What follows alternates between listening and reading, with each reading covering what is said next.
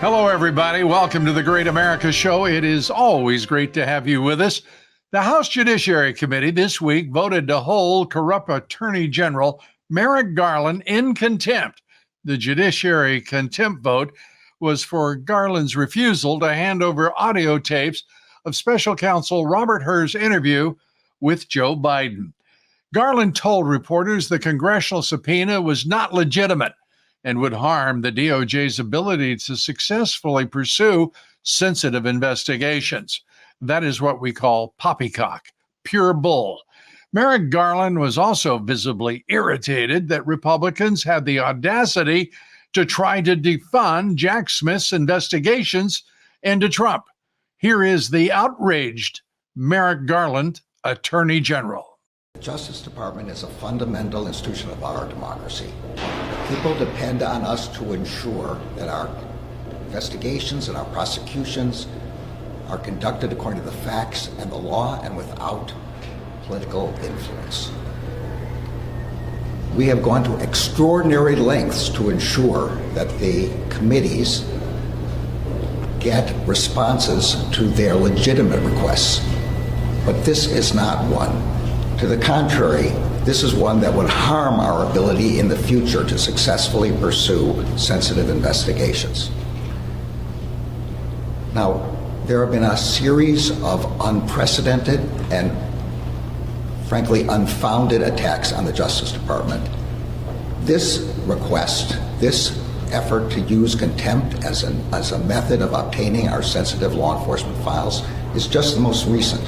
The effort to threaten to defund our investigations and the way in which there are contributions to an atmosphere that puts our agents and our prosecutors at risk, these are wrong. Look, the only thing I can do is continue to do the right thing. I will protect this building and its people. Judge, why don't you respond? Go ahead. You kind of answered this just now, but I was wondering, what this combined with the efforts to defund Jack Smith and the other attacks on Biden administration officials say about, the broader effort to discredit you and to discredit the Justice Department, and also how do you manage that? How are you resisting that? And what can you do about that as Attorney General? We have to go about our work following the federal principles of prosecution. As I said, we follow the facts and the law. We screen out outside inappropriate influences. That's what we're doing here. We're protecting our ability to continue to do high-profile and sensitive investigations, and we will continue to do that. Mr. Kerry, last question. It now seems the odds now seem vanishingly small that the two Jack Smith federal cases are going to begin trial, let alone finish trial this year. What does that say about the pace of the justice system and confidence in this Justice Department? Look, the special counsel brought both cases last year. He appropriately requested speedy trials. The matter is now in the hands of the judiciary, and I'm not going to be able to comment any further. The House contempt vote came just hours after Joe Biden abused his power by asserting executive privilege over the audio tapes of that interview. According to special counsel Hur, the tapes depict Biden as an elderly man with a poor memory, end quote, and that on at least 7 occasions, Biden experienced mental lapses, nothing that we don't already know. And Hunter Biden's sugar daddy, Kevin Morris, has reportedly retired from sugar daddy, the role of being Hunter's personal piggy bank. Since meeting Hunter in 2019, Morris has loaned him nearly $5 million. I would think he'd get tired of doing that. Morris's spokesperson told Politico that the reason Kevin got involved financially in the first place was that he could see that no one was going to help Hunter. And now, 4.5 years later, there's still no help. And now Kevin is apparently tapped out. So just when Hunter is facing 2 criminal trials starting in a few weeks, Morris all of a sudden has no resources. Peculiar timing, but also very understandable. On today's show, we're going to be taking up the economy under Joe Biden and what we should expect over the next few months as we head toward that election on November 5th. Our guest is leading economist John Lonski. He's also the president of the Lonski Group, and we think highly of him. And now here is John Lonski. And John, it is great to have you with us. It's extraordinary what we're witnessing right now in this economy. Biden has given up on Bidenomics, for crying out loud. Jerome Powell says he's not confident in the Fed's forecasting. And by the way, his confidence was just about all he had going for him at the Fed. This isn't going well, is it? No, it's not going well at all for Joe Biden. My goodness, it looks as though it's Donald Trump's presidential election to go ahead and lose. I don't see how things are going to get any better, how they're going to improve for Joe Biden. Well, maybe month-to-month changes by inflation have eased, but we still find the CPI index is something like 18 to 20% higher than would be the case had inflation grown at the same rate that it did during the 4 years ended 2019. Yeah, it's amazing. And the Federal Reserve, I don't want to we'll go to the Fed here in just a minute, but I'm watching these markets. We're looking at records being set on the indexes.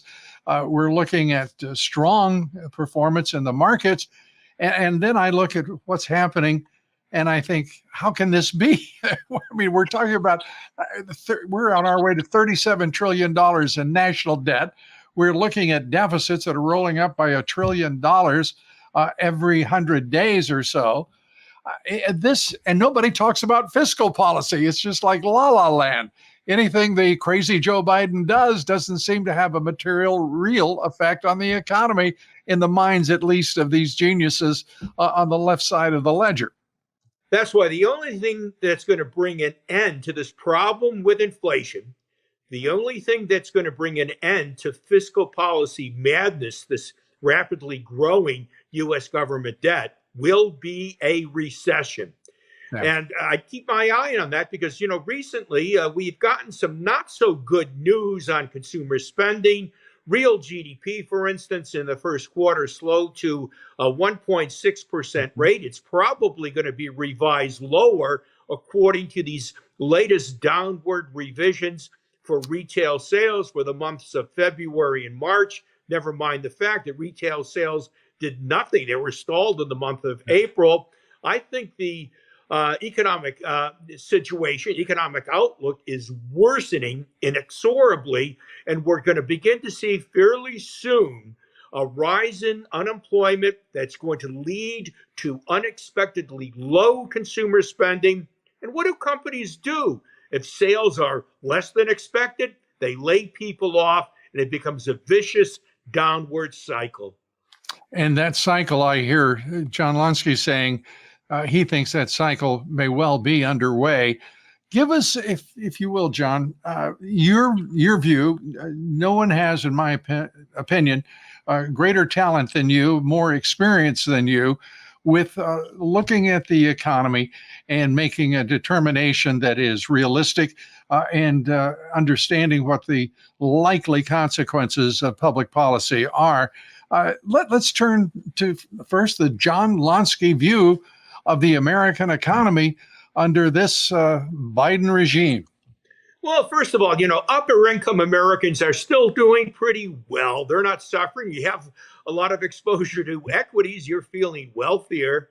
What I worry about are middle income Americans and lower income Americans, younger Americans, those people that really haven't established much in the way of wealth accumulation. And I think that's where we are beginning to see a pullback by discretionary spending. Today's rally by the stock market, believe it or not, the S&P 500 stock price component that focuses on discretionary consumer spending is down for the day. And the message that I'm getting is there's going to be a slowdown by consumer spending on items like automobiles, and eventually it's going to hit vacations and whatnot, believe it or not. It's already hit housing. And all of this is, tells me the labor market can only weaken. And by the way, as far as the labor market is concerned, I'm really shocked that I might be the only guy in the world to notice this. But because I do have some close contacts with young people going to universities. What I'm noticing is they're complaining about a lack of attractive job opportunities. They said this this job market for the class of 2024 is the worst it has been, worst it's been since the COVID recession.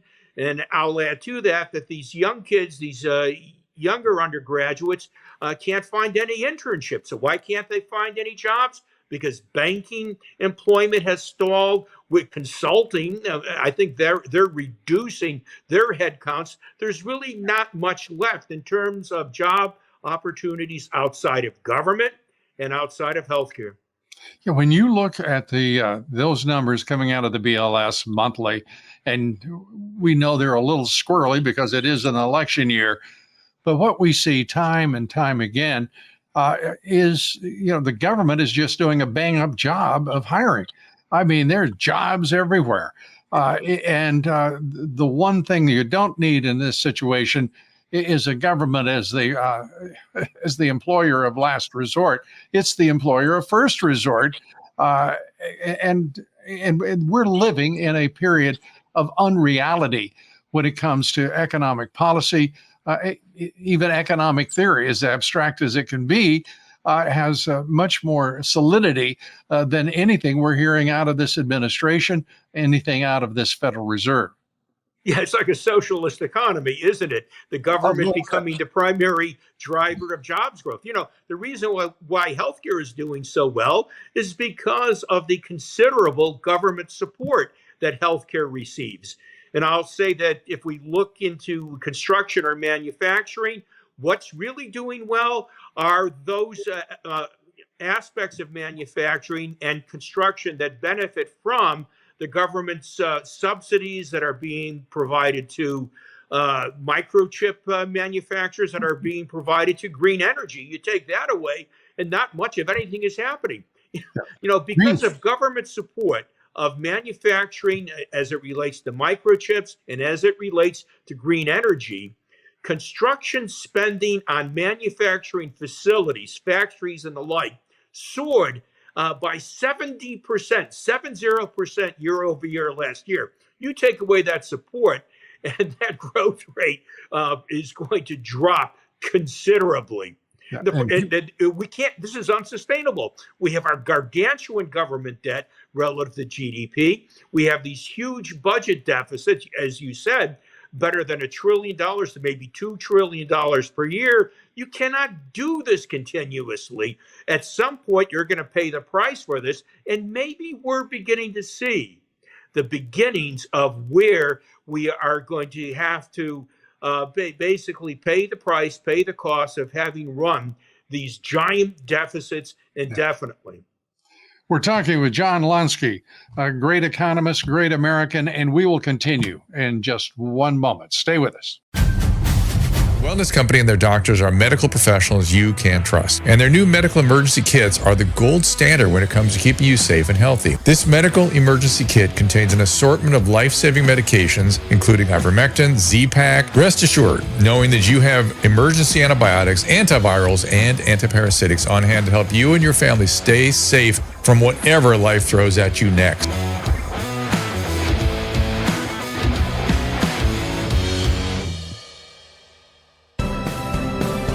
We're back. We're talking with John Lonski. He is the president of the Lonski Group, a brilliant economist, I might add. And I want to just say that we have so many cross currents in this economy right now. And folks working day to day, small business people trying to drive their business in this environment. I mean, I start scratching my head at how in the world we could have gotten to this point sort of in a stealthy sort of manner in terms of public policy. And then I look at those deficits. I look at that national debt, the government hiring, as we were discussing. I mean, government is everywhere driving this economy right now. It's the principal stimulus, without question, is the federal government, right? That's correct. And let's not forget, the government is also making matters worse through stepped up regulatory activity. I think that's, damaging the economy right now. And it's basically confusing businesses about where they should be investing their capital. There's a lot of uncertainty as to where this economy is headed in terms of regulations, in terms of taxes. And as a result, when we look beyond those elements of business investment spending that now benefit from government subsidies, not much of anything is taking place. Yeah. We're not seeing much growth outside of government and those private sector activities that get considerable support from government. And those health organizations that depend on the boomer generation for a lot of subsidies and as well as a lot of revenue, we're watching an economy changing rapidly because never has America had a population this old. Never have we had a population that has more aged Americans in it than younger Americans. This nation has always been driven by youth, and which is the greatest, I think, the greatest demonstration of optimism about the future. It's clear that this younger generation right now, from 18 to 30, doesn't have a lot of optimism because they're not having kids. And as you said, the job market for them right now is withering. That's true. And the other problem that the younger generation has, perhaps, is a lack of leadership, a lack of business leadership, and a lack of political leadership. I think that's a major problem. What bothers me is you have a lot of these corporations that are trying to do way too much. I mean, not only are they trying to maximize profits, they're also going ahead and they're trying to save the world through woke policies and the like, and they're confusing everybody in the process. Their heads are spinning. Nobody really knows what's going on, and they're worried about how much carbon they're using or their carbon emissions. But that's not what they should be doing. They should focus the work at hand. And you would think that with fewer young people relative to the overall economy, there would be more opportunities for the young, and that's not taking place. And, getting back, like the housing market is a disaster for young people. I mean, it's just housing for the most part is unaffordable. You could go ahead and work your tail off as a recent college graduate and find that because you have to pay a very high rent from where you're currently living, you can never save up the money to meet the down payment for that first purchased home. It's a sad situation. And I just can't help but think that there are some very serious leadership problems, not only in the public sector, but in the private sector as well. And by the way, it's an international problem, as you know, certainly. I mean, you look at what's happening in Europe. They're led by buffoons. There is a you talk about a power vacuum. There's a leadership vacuum. There's a value vacuum.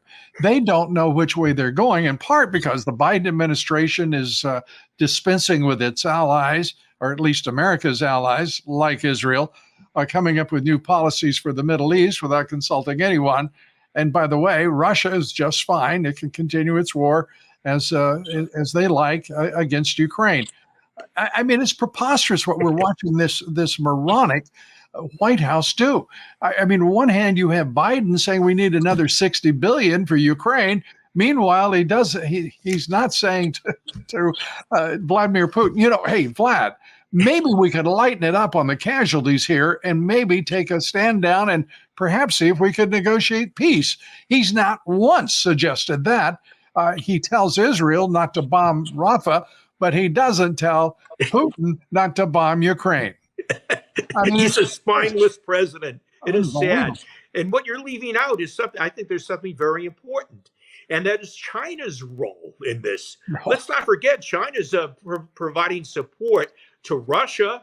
And at the same time, there are some, not exactly cold relations between China and Iran. That's So you right. have this access powers, Russia, Iran, and China, that are working against the interests of the United States and advanced Western economies, and Biden doesn't know what to do.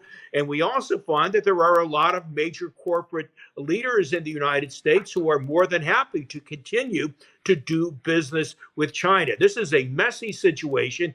I don't see where it gets any better without stronger leadership, without laying down the rules of the game, the law, as far as how we are going to proceed internationally.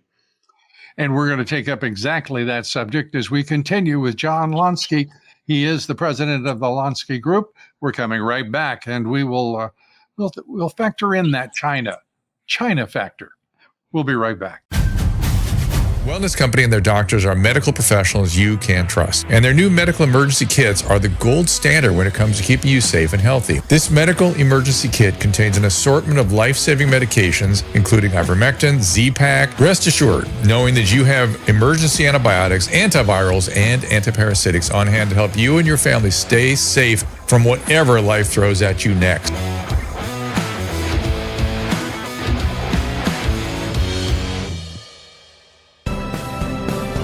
We're back with John Lonski, president of the Lonski Group. And John, I just want to bring up the Financial Times poll, which I think is really interesting because the majority of voters are saying very specifically that Biden's economy is crippling their finances. Crippling, not having an impact, not in some way, some measured abstraction here, crippling their finances. Against that, and you said it at the outset, I don't see how anyone could survive as a candidate for president who is responsible for crippling finances of both business and the American people. Remember, Lou, once upon a time, long, long ago, the Democratic Party worked for the interest of the middle class and lower classes in America. That's no longer the case. Nope. It seems as though the Democratic Party primarily exists to serve the wishes of the elite, of the highly educated, and the hell with the rest of the U.S. And, you know, the idea is the Democratic Party gets their ideas on policy from the elite, from this relatively small segment of society, and then tries to force these ideas on the average American with quite often what are unpleasant and unwanted consequences. I think that's the point where we've gotten today. You know, not every American is suffering under the Biden economy. Some are doing quite well, but as I stated earlier, the people that are not faring well are the people that are striving to get ahead, the people that are stuck with incomes that are not much higher than the median income. And a part of this is, a lot of this is inflation. Some of it is the sense of reduced job opportunities going forward because of too much government regulation, maybe too many taxes and the like. Yeah, think about this, John. I mean, a family, they're getting ready to send their kid off to college. Now, which college are you going to send him or her to? It won't be Harvard, probably, if you are a middle class, hardworking American, and one or both parents working, because Harvard has gone retrograde. They have turned into a Marxist organization. They just suspended their suspensions of the pro-Hamas demonstrators and protesters. They have still held on as if she were a treasure to Claudine Gay, the plagiarist and bigot they fired as president. The trustees look like completely inept and without values. Where in the world are you going to send your kid? Am I going to send my kid? Well, we did send our kids there, but the fact is, you're just not going. The grandkids have got a tough choice. Is my point. The universities are a mess. The education is not. I don't care what anybody says. They're not getting the education we were giving students 20 years ago. And I should say it another way, that students were earning 20 years ago. Yeah, there's a lot of problems with higher education. The tragedy of places like Harvard and Columbia and Yale and Stanford is these are the schools that the United States and the Western world depends on for leadership.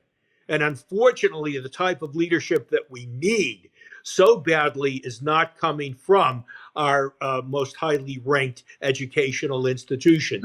It's troubling. And, as you stated, there seems to be too much effort placed at these educations, at these higher institutes of education, and trying to inculcate students with Marxist values, anti-American, anti-capitalist values. It's to the point where it becomes ridiculous. What they're not doing is that they are not teaching students how to think, how to analyze, and so on. And their failure to do so is going to, right now, it's proving costly to the United States. I'll tell you something I think is fascinating, because I've always been a big proponent of community colleges. I think they're the best bargain in education in this country. They're just as Harvard is not right for everybody, the community college isn't right for everybody. But for, I think, most people, it's a great place for young people right now. We're driving along, as we do often, going to a nearby town, and there is, outside a vocational school, there's a group of kids saying, "Save our shop." Now think about this. This is a vocational school, and they're wanting to cut out shop at the college. This is not a community college, it's a vocational school. But this is where we are as a country right now. The idiots in a vocational school administering it and running it want to cut out shop. I mean, what in the world are we coming to? Cut out, biochemistry for pre-med. I don't know. It's nuts. Everywhere there's a certain perversity about what we're doing in public policy in terms of the choices being made by long trusted institutions. And there, by the way, is great perversity in this administration and perverse policies that attend, whether it's gender affirming care or deciding to turn on allies first and then maybe think about their enemies. Lou, you're so right. How about those schools that want to change the teaching of mathematics because mathematics, as it now stands, is deemed by some as being racist or sexist? This is ridiculous. The laws of physics are the laws of physics. The laws of algebra will never change, yet they're trying to alter them because of ideological reasons. This is why nobody is learning anything. And they're trying too hard. They're leveling the playing field to such an extent that the playing field gets flooded with inanities and stupidity.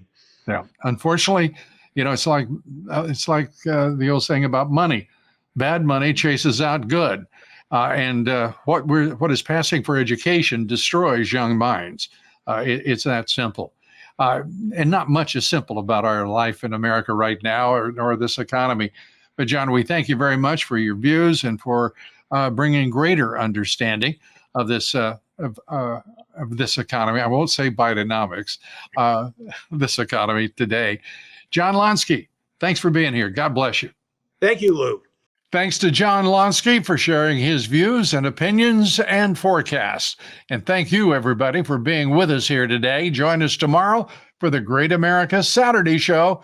And be sure to follow me on Twitter and Truth Social at Lou Dobbs, and on Facebook and Instagram at Lou Dobbs Tonight. And please join us each and every week evening for Lou Dobbs Tonight, 7 p.m. Eastern, 6 Central on Frank Speech, Rumble, Roku, and X. Thanks, everybody. God bless you, and may God bless America.